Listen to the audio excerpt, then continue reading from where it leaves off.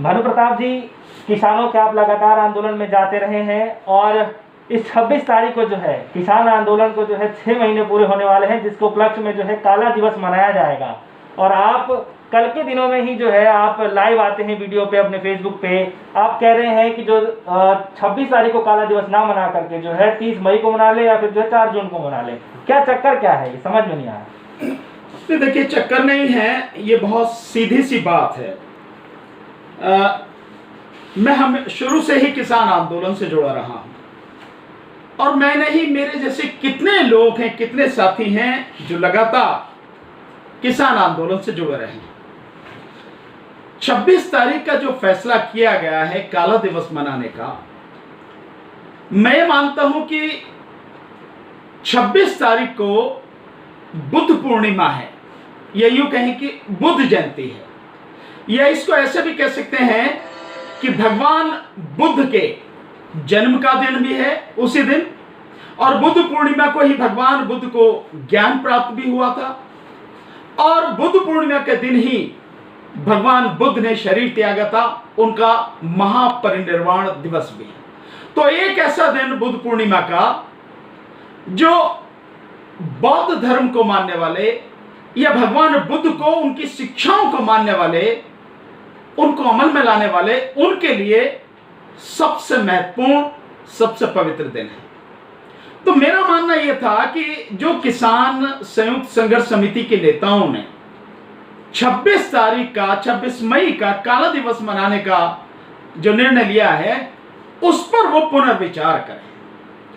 क्योंकि 26 तारीख को अब दो चीजें कह के चल रहे हैं कि जो किसान आंदोलन दिल्ली में जब से शुरू हुआ है, 26 नवंबर से लेकर अब 26 मई तक उसके 6 महीने पूरे हो गए। एक तो ये वजह है। अगर ये वजह है एक, तो इस पर जरूर सोचना चाहिए कि हमने जिस दिन आंदोलन शुरू किया है, क्या हमें अपने आंदोलन के दिन को काला दिवस मनाना चाहिए? नहीं ना। हमारे आंदोलन का दिवस है, उसे हमें संघर्ष दिवस के रूप में मनाए तो अलग बात है, लेकिन उसको हम काला दिवस मनाएं, मुझे नहीं लगता कि ये कोई एक सही फैसला है या सही तरीका है। दूसरा, जो काला दिवस मनाया जा रहा है उसके पीछे दूसरा कारण यह दिया जा रहा है कि 7 साल पहले प्रधानमंत्री नरेंद्र मोदी ने 26 मई 2014 को पहली बार प्रधानमंत्री पद की शपथ ली थी। इसलिए 7 साल पूरे होने के कारण उनके इस दिन को काला दिन मनाया जा रहा है। मेरे विचार से अगर मनाना ही है तो 26 तारीख को ना मना के 30 मई को मनाना चाहिए, क्योंकि दोबारा 2019 में लोकसभा चुनाव जीतने के बाद दूसरी बार प्रधानमंत्री पद की जो शपथ ली प्रधानमंत्री नरेंद्र मोदी ने, वो 30 मई को ली। और हम लोगों ने बाकायदा 30 मई को, जिस दिन शपथ ली थी, उसी दिन 2019 को हमने ईवीएम के विरोध में आंदोलन शुरू किया था, जंतर मंतर पर धरना दिया था, शुरू किया था हमने। उसके बाद 4-5 और धरने हमने लगातार दिए समय समय पर। तो 30 मई का दिन जो है सबसे बढ़िया वो दिन हो सकता है अगर काला दिवस मनाना है। एक और जो दूसरी बात है, जो मैंने उसमें ये बात कही है कि आप 30 मई को ना मना के 5 जून को मनाइए काला दिवस। क्यों 5 जून को मैं क्यों कह रहा हूं? क्योंकि 5 जून 2020 को मोदी सरकार ने अध्यादेश के माध्यम से ये तीनों काले कृषि कानून लागू किए थे। तो वो दिन शायद सबसे बढ़िया दिन हो सकता है। अब अगर आप बुद्ध पूर्णिमा के दिन काला दिवस मनाएंगे तो मैं समझता हूं इसका संदेश अच्छा नहीं जाएगा। क्यों नहीं जाएगा, आप इसको भी समझें। क्योंकि इस आंदोलन में शुरू से ही बहुत बड़ी संख्या में भगवान बुद्ध को मानने वाले लोग, बौद्ध धर्म को मानने वाले लोग, परम पूज्य बोधिसत्व बाबा साहब डॉक्टर भीमराव अंबेडकर को मानने वाले वो लोग, बहुजन समाज के लोग बहुत बड़ी संख्या में इस आंदोलन से जुड़ रहे हैं। इस दिन को आगे पीछे करके आप किसी भी दिन मना लीजिए। अगर ऐसा ही आपको काले दिवस मनाना है, झंडे फहराने हैं दुकानों पर, मकानों पर और अपने व्हीकल पर, कोई भी और दिन मना लीजिए, लेकिन 26 तारीख ही क्यों? क्योंकि हमको क्या है, उन सब लोगों को जोड़ना है जो किसान आंदोलन से अपनी सहानुभूति रखते हैं, किसान आंदोलन से जुड़े हुए हैं, किसान आंदोलन में लगातार भाग ले रहे हैं, किसान आंदोलन को लगातार मजबूत कर रहे हैं। हमें उन सबको साथ में लेना है, तो हमें उनकी भावनाओं का ध्यान भी रखना चाहिए। इसके विषय में मैंने स्वयं कोशिश की, योगेंद्र यादव जी से बात करने की 2 बार फोन किया, उन्होंने फोन नहीं उठाया। उसी दिन राकेश टिकैत साहब से बात करने की कोशिश की, जिस दिन अनाउंस हुआ उससे पहले, उन्होंने भी फोन नहीं उठाया। कुछ और साथी उनके माध्यम से भी मैंने राकेश टिकैत साहब तक बात पहुंचाने की कोशिश की, योगेंद्र यादव जी से बात पहुंचाने की कोशिश की, और इसके साथ साथ राजेवाल साहब, दल्लेवाल साहब, उन तक भी मैंने ये बात पहुंचाने की कोशिश की। गुरनाम सिंह चढ़ूनी साहब तक भी बात पहुंचाने की कोशिश की। और आप देखें कि जिस दिन ये अनाउंसमेंट हुआ है उस दिन हमारे बौद्ध धर्म को मानने वाले बहुत साथी, जिनसे किसान नेताओं की बात भी हुई और उन्होंने कहा कि आप आके अपनी बातें रखिए सामने, वो लोग पंजाब से जिस दिन अनाउंसमेंट हुआ था उससे एक दिन पहले आए, मिले भी, उनसे बात भी हुई। और जिस दिन अनाउंसमेंट हुआ है स्वयं मेरी श्री गुरनाम सिंह चढ़ूनी साहब से बात की। मैंने उनसे यही रिक्वेस्ट की कि आप इसको आगे पीछे कर लीजिए, 30 तारीख को मना लीजिए, 5 तारीख को मना लीजिए, वो दिन शायद सबसे ज्यादा सुटेबल रहेंगे, लेकिन 30 तारीख को आप 26 तारीख को आप इसको न मनाएं, इस फैसले को बदलें। उन्होंने कहा कि नहीं, एक बार फैसला हो गया है तो अब वो तो नहीं कर सकते। हाँ, हम मंचों से, जो हमारे मंच हैं 5 जगह, जो हमारा धरना चल रहा है, टिकरी बॉर्डर है, सिंघू बॉर्डर है, शाजापुर बॉर्डर है, पलवल है और हमारा गाजीपुर बॉर्डर है, वहां मंचों से जो ये बुद्ध पूर्णिमा मनाएंगे, आप आए, जिस तरह से करना है आप मनाएं। लेकिन दिक्कत इस बात की है कि एक तरफ किसान संयुक्त संघर्ष समिति की तरफ से हर मोर्चे पर, घरों पर, व्हीकल पर और दुकानों पर काला झंडा लगाकर काला दिवस मनाया जाएगा, और उस दिन मंच से भगवान बुद्ध का दिन मनाया जाए, बुद्ध पूर्णिमा, बुद्ध जयंती मनाई जाए। मैं नहीं समझता हम में से कोई व्यक्ति ऐसा करेगा, क्योंकि ये तो बुद्ध पूर्णिमा मनाना ही सम्मान करना नहीं, ये तो और अपमान करने जैसा हो जाएगा। तो निश्चित रूप से हम लोग ऐसा नहीं कहेंगे। कल मेरी आदरणीय राकेश टिकैत साहब से भी बात हुई। राकेश टिकैत साहब से जब मैंने ये बात की कि हाँ, ये बातों से ये हमें पता नहीं था, लेकिन मैं मानता हूं चलिए राकेश टिकैत साहब को नहीं पता, लेकिन योगेंद्र यादव जी, डॉक्टर दर्शन पाल जी, राजेवाल साहब, दलेवाल साहब, ये तो बड़े गुणी लोग हैं, बहुत समझदार सुलझे हुए लोग हैं, इसी को तो मालूम होगा। और चलिए अगर मालूम नहीं तो जब मैंने रिक्वेस्ट की, मैंने बताया कि इस दिन को कर ले, तो उसके थोड़ा आगे पीछे करने में कोई दिक्कत नहीं, लेकिन उन्होंने किया नहीं।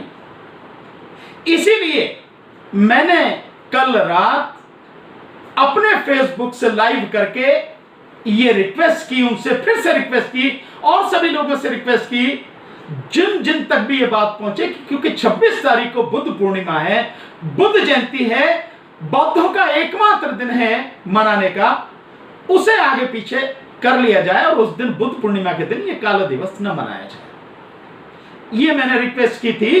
तो ये बात है जिसकी वजह से मैंने कहा, देखिए एक बड़ी अजीब बात है, जो लोग इस आंदोलन में साथ जुड़े हैं, आप ये मानिए कि अगर 26 तारीख को गुरु गोविंद सिंह जी से जुड़ा हुआ कोई दिन होता, गुरु नानक देव साहब से जुड़ा हुआ कोई दिन होता, या ये माने कि आप गुरु अर्जुन देव साहब से, गुरु तेग बहादुर जी से, या होली, दिवाली या दशहरा होता, तब भी क्या उसी दिन मनाया जाता? क्या उसे आगे पीछे नहीं किया जाता? निश्चित रूप से किया जाता। और मेरा मानना यह है कि बहुजन समाज के बहुत बड़ी संख्या में लोग इस आंदोलन से पूरी ईमानदारी और निष्ठा से जुड़े हैं, जिनकी श्रद्धा भगवान बुद्ध में और परम पूज्य बोधिसत्व बाबा साहब डॉक्टर अंबेडकर में है। इसलिए उन सब की भावनाओं का सम्मान करते हुए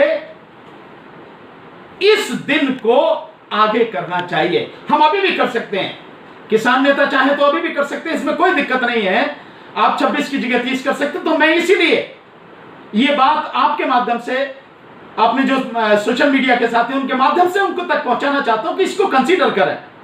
नहीं तो देखिए एक बड़ी अजीब स्थिति है। आप देखें कि ये जो दिन है, अगर इसी को चुना गया, अगर इसी को रखा गया, तो संदेश बड़ा अच्छा नहीं जाएगा। क्योंकि अगर हम थोड़ा सा पीछे जाएं तो आप देखेंगे कि 18 मई 1974 को भारत ने पहली बार श्रीमती इंदिरा गांधी जी के नेतृत्व में देश में पहला परमाणु परीक्षण किया था।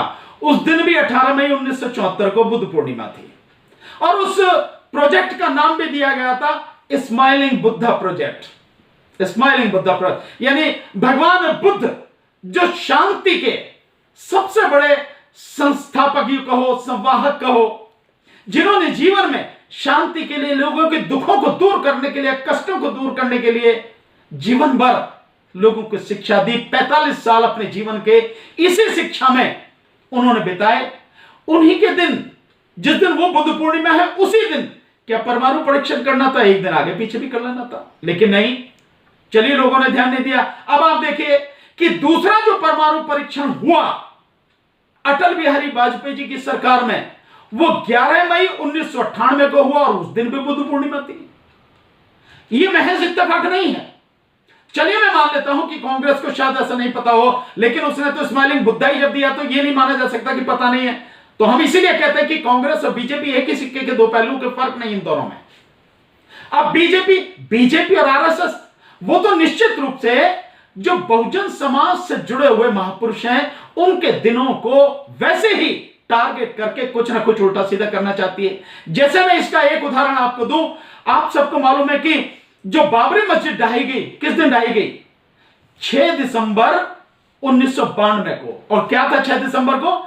6 दिसंबर को भारत रत्न परम पूज्य बोधिसत्व बाबा साहब डॉक्टर भीमराव अंबेडकर का महापरिनिर्वाण दिवस था। यानी उस दिन उन्होंने देह त्याग करी थी, उस दिन उनका देहांत हुआ था।